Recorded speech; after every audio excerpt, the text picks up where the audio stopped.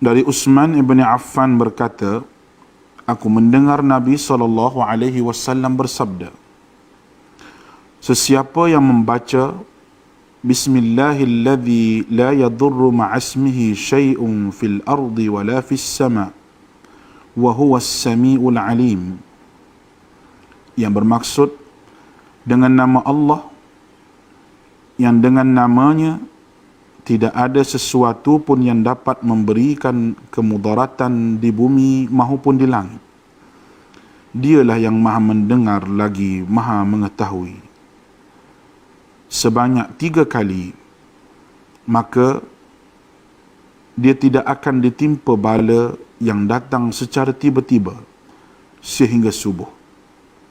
Dan barang siapa yang membacanya ketika subuh sebanyak 3 kali, maka dia tidak akan ditimpa bala secara tiba-tiba sehingga petang, iaitu malam. Hadis rawahu Abu Dawud menurut Syekh Syu'ib Al-Arnud. Hadis ini adalah hasan. Assalamualaikum dan hai. Salam sejahtera buat murid-murid semua. Alhamdulillah, teacher berpeluang sekali lagi dalam menyampaikan slot sains sekolah rendah. Kali ini dengan tajuk Microorganism Around Us, ataupun dalam bahasa Melayunya mikroorganisma di sekeliling kita. Okey, terima kasih sekali lagi kepada pihak-pihak yang bertanggungjawab dalam melaksanakan program hebat tuition online Perlis Mengaji ini. Terima kasih kepada Jabatan Agama Islam Negeri Perlis, Majlis Agama Islam Negeri Perlis, Kerajaan Negeri Perlis dan Jabatan Pendidikan Negeri Perlis. Ucapan terima kasih juga ditujukan kepada ahli keluarga dan sahabat guru yang berada di serata Malaysia yang banyak memberikan dorongan dan semangat. Jom, sebelum itu mari kita berkenalan terlebih dahulu. Teacher diberi nama sebagai Norafida binti Zainuddin, kini dipertanggungjawabkan mengajar di SK Simpang 4 Perlis dan merupakan seorang guru cemerlang sains. Okey, sebelum kita mula, pernah tak adik-adik kenal sesuatu yang dipanggil sebagai kuman? Jom kita rentas kurikulum dengan melihat satu peribahasa Melayu berkenaan dengan kuman. Okey. Peribahasanya berbunyi, kuman di seberang laut tampak, gajah di pelupuk mata tiada nampak. Yang membawa maksud, kesalahan orang lain biarpun kecil tampak, tetapi kesalahan diri sendiri tidak disedari. Okey, ini teacher dapat daripada sumber Kamus Istimewa Peribahasa Melayu.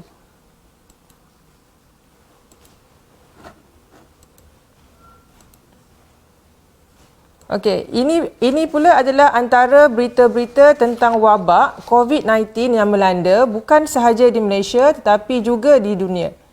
Tahukah adik-adik apa itu COVID-19? Okey, di hujung perbincangan ini kita akan mengetahui tentangnya.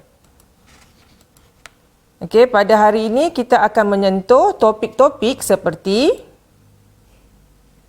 apa itu mikroorganisma, jenis-jenis mikroorganisma, proses hidup mikroorganisma, kesan buruk dan kegunaan mikroorganisma, juga hidup sihat berdasarkan pengetahuan tentang mikroorganisma.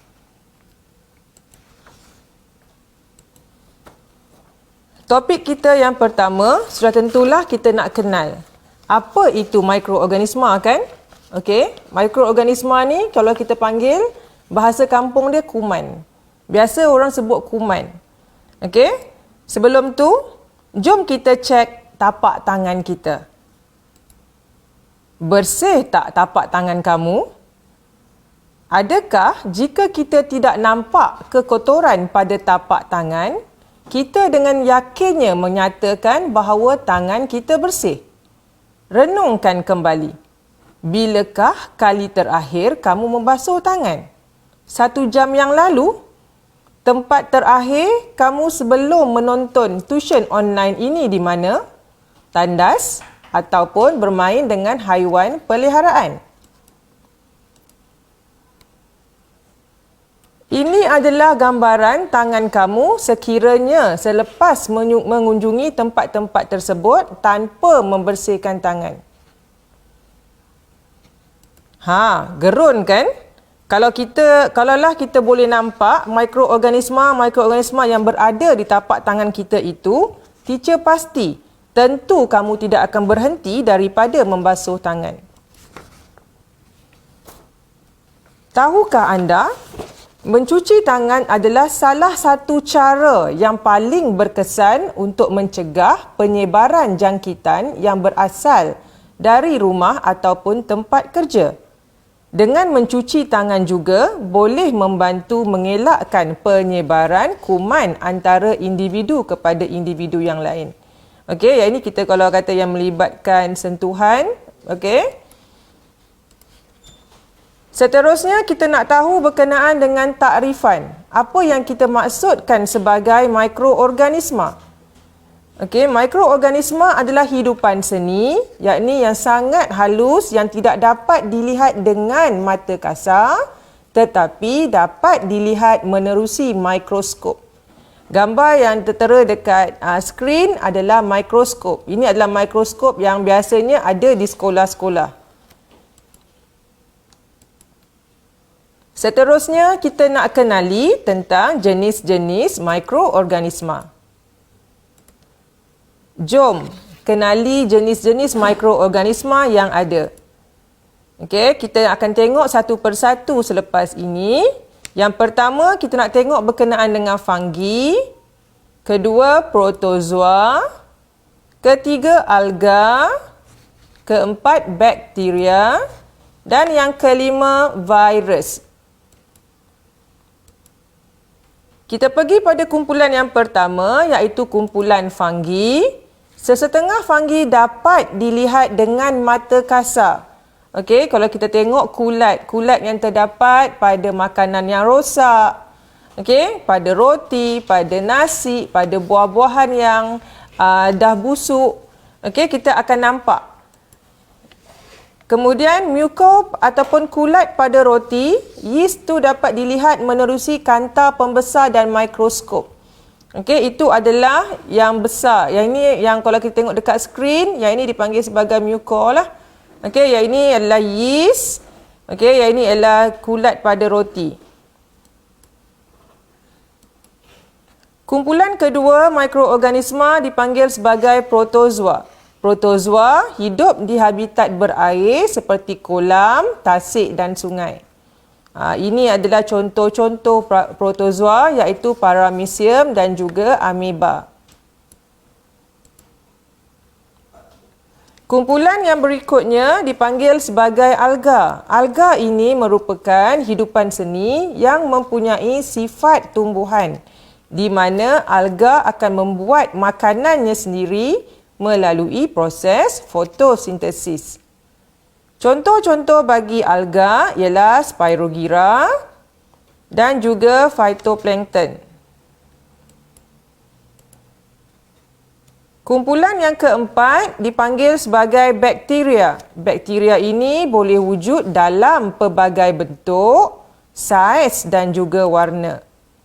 Okey, kita ada bakteria Streptococcus, bakteria Bacillus, bakteria E. coli dan juga bakteria Salmonella. Dan kalau kita pergi cari dekat Google, kita akan dapati banyak lagi nama-nama bakteria yang ada lah. Dan kumpulan yang terakhir bagi mikroorganisma ialah virus. Virus ini merupakan mikroorganisma yang paling halus ataupun kecil. Dia hanya boleh dilihat di bawah mikroskop elektron. Kalau kita tengok bawah mikroskop biasa tu, kita tak boleh nampak. Ini dia punya contoh-contoh virus yang ada. Sekarang satu dunia sedang bercakap tentang virus ini, iaitu virus corona. Ini pula merupakan virus bacteriophage dan ini pula adalah virus influenza. Okey, so kat sini ada satu tajuk dipanggil sebagai raksasa mikroorganisma.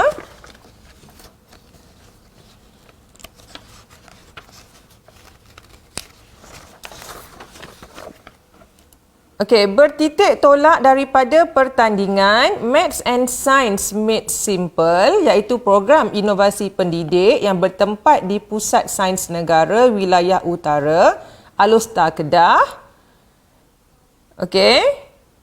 Dan juga seminar amalan terbaik PDPC Negeri Perlis pada tahun 2018. Okay, kita cuba untuk menjadikan aktiviti mereka cipta raksasa mikroorganisma ini untuk dijalankan bersama dengan murid-murid. So ini boleh dijadikan sebagai salah satu aktiviti dalam kita punya PDPC. Okay, so jom kita jalankan aktiviti, iaitu kita cuba bina model mikroorganisma dan jadikannya raksasa menggunakan bahan-bahan terbuang. Apa maksud raksasa di sini? Disebabkan oleh kebanyakan mikroorganisma tu kita tak boleh nampak menggunakan mata kasar. So kita cuba untuk mengimajinasi ataupun kita nak cuba untuk memvisualkan satu bentuk daripada yang kita nampak daripada dalam buku, bentuk-bentuk dia, kepada bentuk yang kita boleh pegang, bentuk yang boleh digerakkan dan sebagainya. Kat sini ada contoh. Okey, jom bina raksasa mikroorganisma, iaitu okey, kita gunakan kita punya peralatan. Okey, kita ada polystyrene, kita ada yang itu teacher ambil daripada yang bunga yang dekat rumah tu, yang dibuat daripada rotan. Okey, kemudian kita color, kita cuba buat untuk dijadikan sebagai kulat ataupun muka pada roti. Kita juga boleh jadikan cuba untuk visualkan virus influenza. Cuma waktu kita buat dengan waktu tandingan tu tak ada lagi virus corona. Okey, ini pula yang kita visualkan untuk dijadikan sebagai alga atau untuk yang dapatkan Spirogyra, dan ini merupakan bakteria. Okey. Kemudian ini pula kulat ataupun cendawan. Ini merupakan protozoa. Sebenarnya protozoa ni boleh digerakkan. Okey, dan ini adalah virus bacteriophage yang kami bina. Okey, so anak-anak bolehlah cuba untuk buat sesuatu. Okey, masing-masing dah terkurung di rumah. So apa kata selepas ni jalankan aktiviti, okey, bina model mikroorganisma ni dengan menggunakan bahan-bahan yang terbuang. Okey, so kalau kita tengok kat sini teacher ada satu video nak tunjukkan tentang bacteriophage yang boleh digerakkan.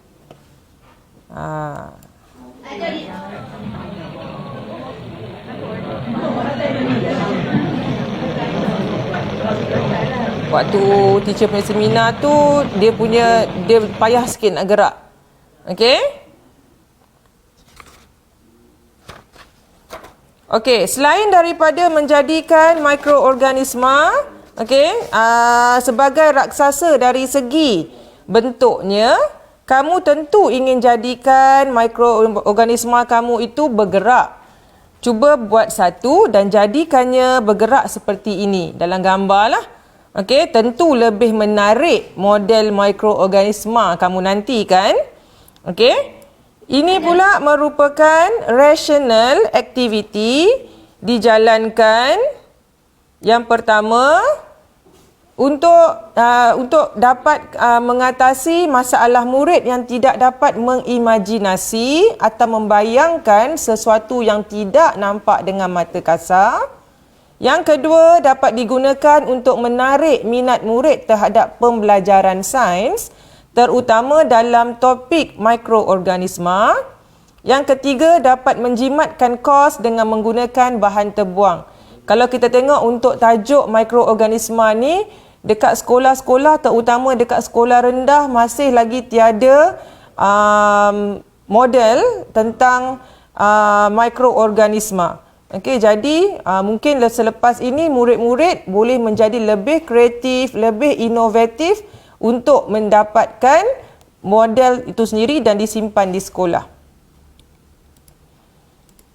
Okey, seterusnya kita nak tengok berkenaan dengan proses hidup yang dijalani oleh mikroorganisma. Okey, mikroorganisma merupakan benda hidup. So, benda hidup perlu menjalani proses hidup. Antara proses hidup yang dijalani oleh mikroorganisma ialah yang pertama, bernafas. Yang kedua, bertumbuh dan membiak. Dan yang ketiga, bergerak. Okey, untuk mikroorganisma bernafas, boleh dibuktikan dengan menjalankan uji kaji berikut. Di mana tujuan dia membuktikan yeast bernafas. So, yeast di sini adalah mikroorganisma. Kita nak tengok dia boleh bernafas dan membebaskan gas ataupun tidak. So, kalau kata dekat rumah tu ada yeast, ada gula, ada air suam, dah boleh buat. Okey, langkah-langkah dia, isikan air suam ke dalam botol plastik. Kemudian letakkan 3 sudu kecil yeast dalam botol. Kemudian tambah 1 sudu besar gula dan goncangkan botol. Okey, di sini gula ini berperanan sebagai makanan kepada yeast. Seterusnya, kita akan pasang belon pada mulut botol dan kita akan membuat pemerhatian pada saiz belon. Ini adalah antara anak murid teacher yang waktu teacher buat tu. Okey, yang ini kita nampak, yang ini kita buat sebagai kawalan, tak letakkan yeast. Yang kat sini kita letakkan yeast dan kita akan dapati dia punya pemerhatian selain daripada belon itu membesar, kita akan nampak pada botol di mana ada gelembung-gelembung udara yang terbentuk.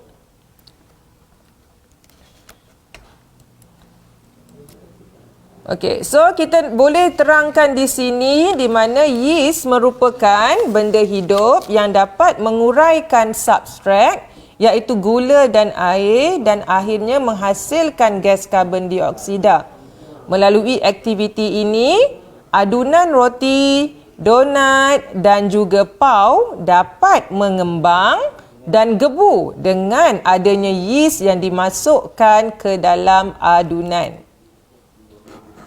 Okey, cuba perhatikan pada video yang tertera. Video ini adalah teacher ambil daripada sumber YouTube. Okey, nak tunjukkan time lapse berkenaan dengan pengembangan dough.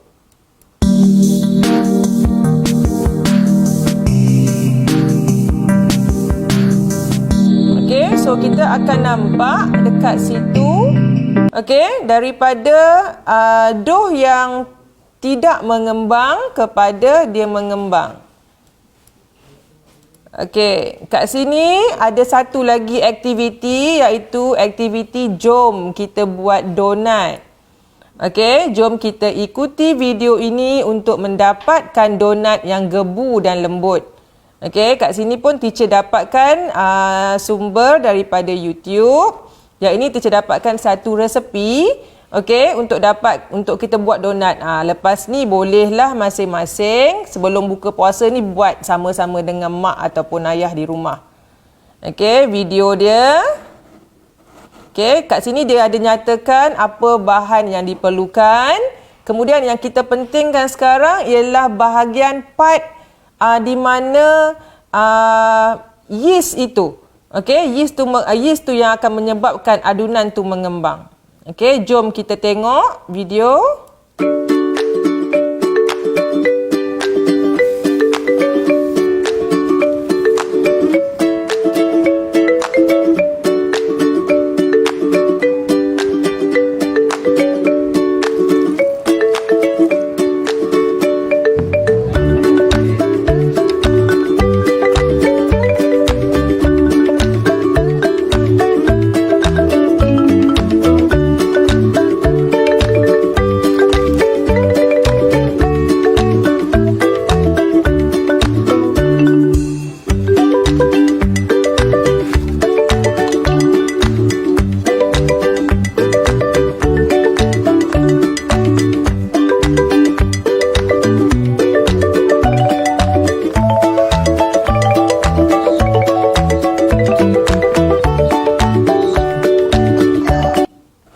Okey, so kita dah nampak dekat situ satu resepi macam mana kita nak dapatkan donat yang gebu dan lembut.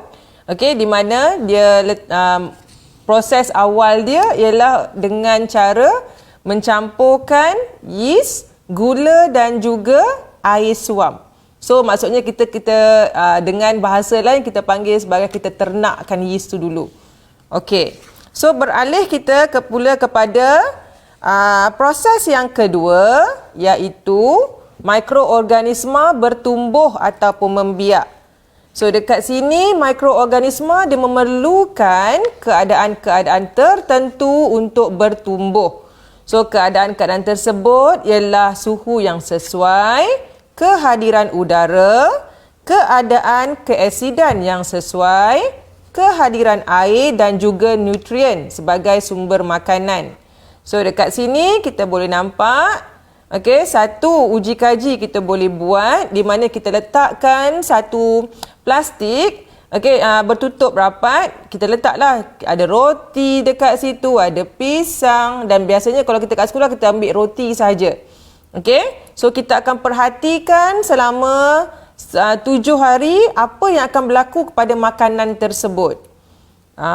So nampak tak? Dekat kita punya makanan selepas 7 hari tu dah mula ada apa? Dah mula ada tumpuk-tumpuk hitam, putih. Okey, so kalau kita tengok makanan yang selepas 7 hari ni agak-agak boleh dimakan ataupun tidak. Okey, so kat sini teacher akan tunjukkan pula satu video time lapse juga. Okey, berkenaan dengan pertumbuhan mikroorganisma di atas agar-agar. So, perhatikan ya.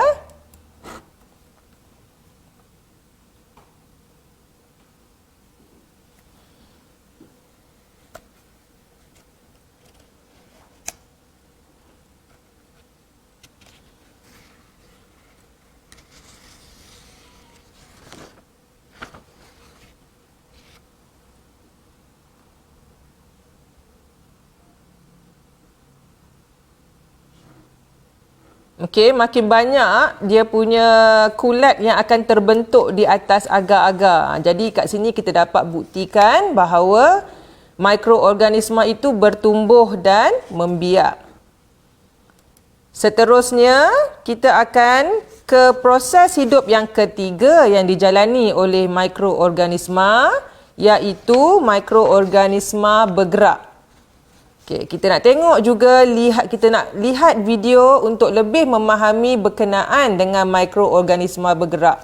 Okey, so dalam video ini kita tengok di bawah mikroskop berkuasa yang lebih tinggi lah. So kat sini mikroorganisma bergerak ni kita akan cuba tengok mikroorganisma apa yang bergerak ni.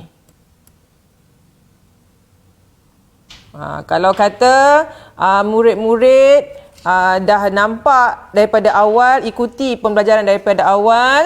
So ini adalah yang dipanggil sebagai paramecium. Okey, ini adalah pergerakan paramecium protozoa ya di dalam air lah. So ambil sampel air yang kita nampak macam bersih ikut mata kasar kita, tapi sebenarnya bila tengok bawah mikroskop itu yang kita nampak. Itu sebab kita tak dibenarkan untuk minum air yang kotor ya. Okey, perbincangan kita diteruskan pula dengan kesan buruk dan kegunaan mikroorganisma. Sebelum tu, teacher nak minta maaf sekiranya ada yang akan terganggu apabila melihat gambar-gambar yang ditayangkan. Okey. So, kita mulakan dengan kesan buruk mikroorganisma. Apa mikroorganisma akan buat pada kita ataupun manusia dan sebagainya. Okey, yang pertama, kesan buruk yang pertama ialah kerosakan pada makanan di mana dia akan menyebabkan perubahan struktur, rasa dan juga bau. So, kat sini teacher ambil gambar buah tomato. Okey, buah tomato yang kita beli daripada pasar ataupun yang kita tanam.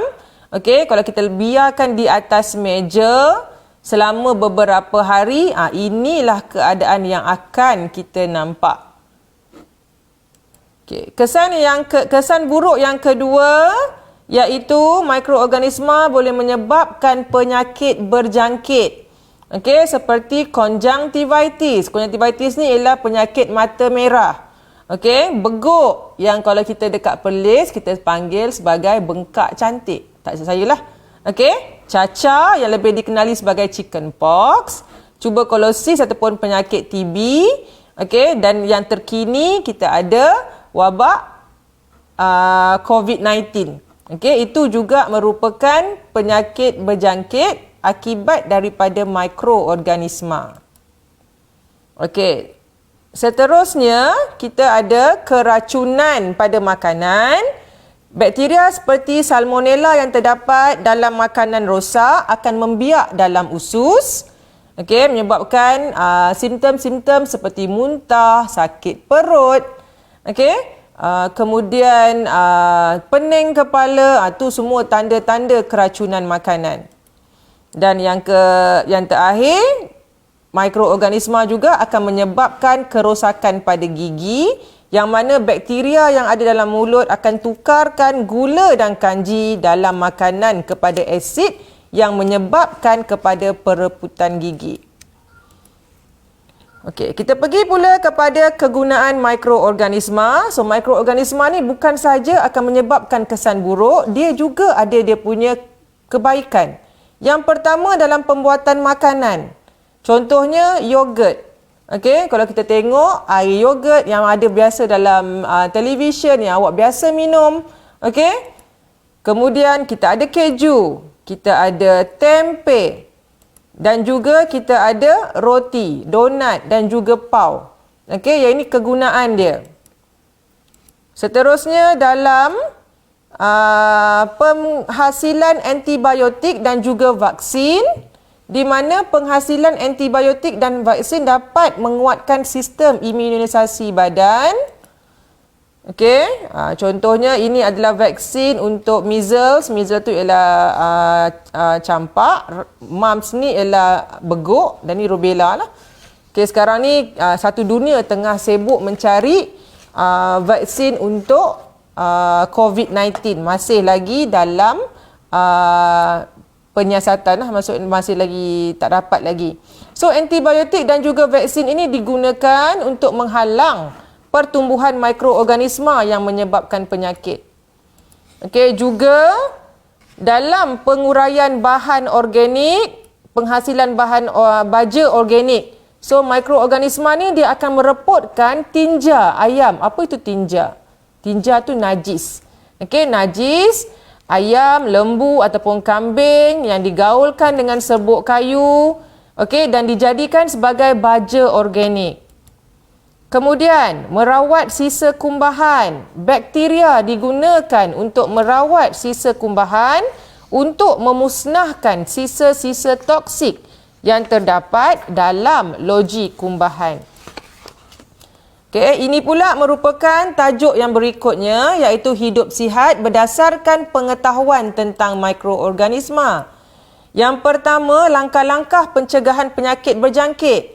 Okay, tak semua penyakit berjangkit boleh dicegah, tapi kalau ada sesetengah lah. Okay, kalau macam demam denggi tak boleh lah kalau kita cakap cuci tangan.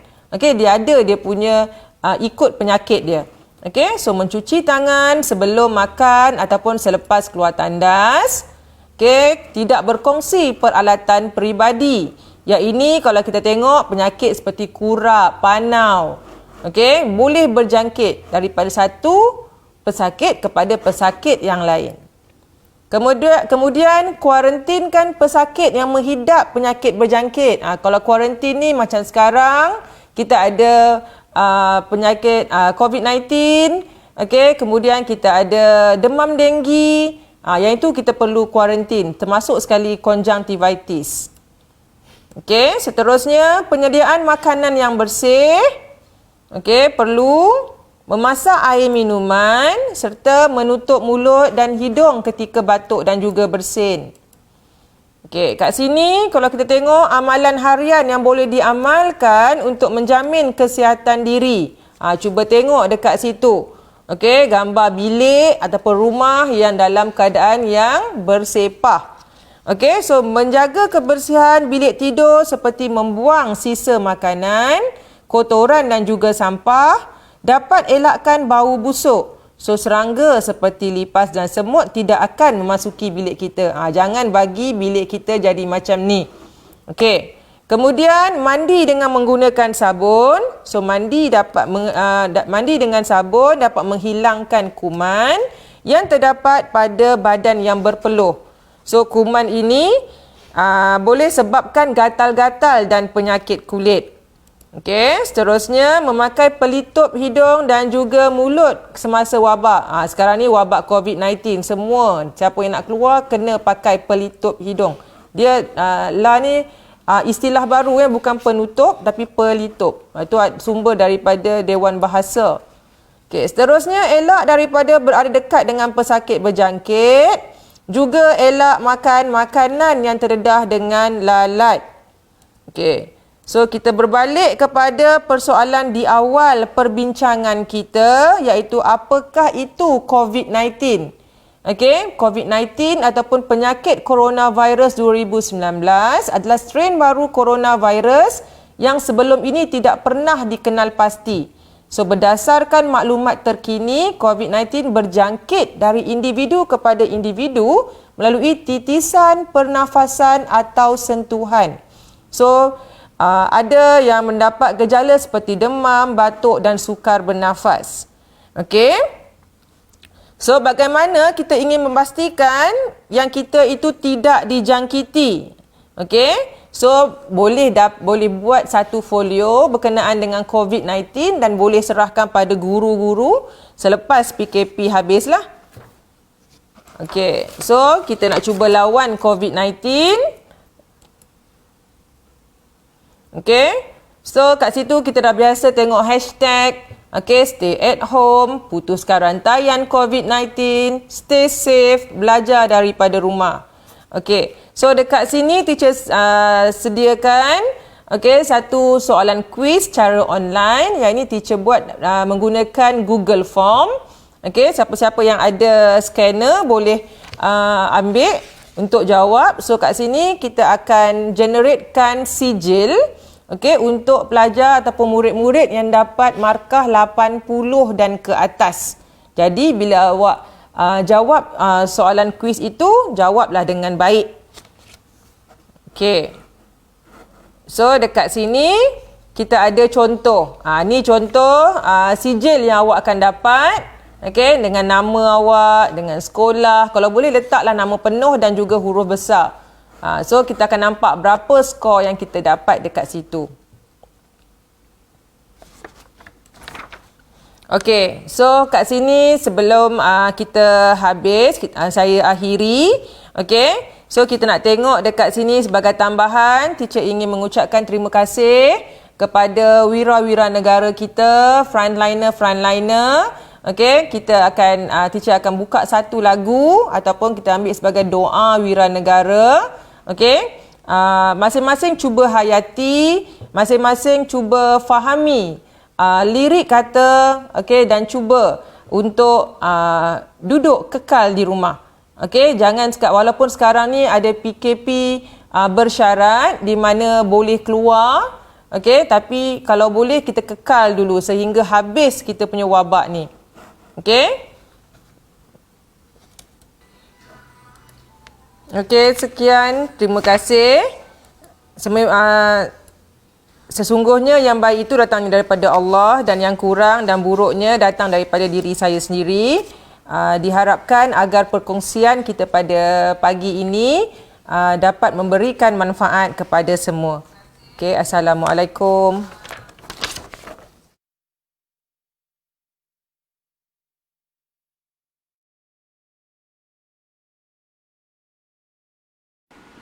Daripada Anas bin Malik radhiyallahu anhu berkata, Nabi SAW pernah berdoa, Allahumma inni a'udzubika minal barasi wal jununi wal juzami wa min sayil asqam.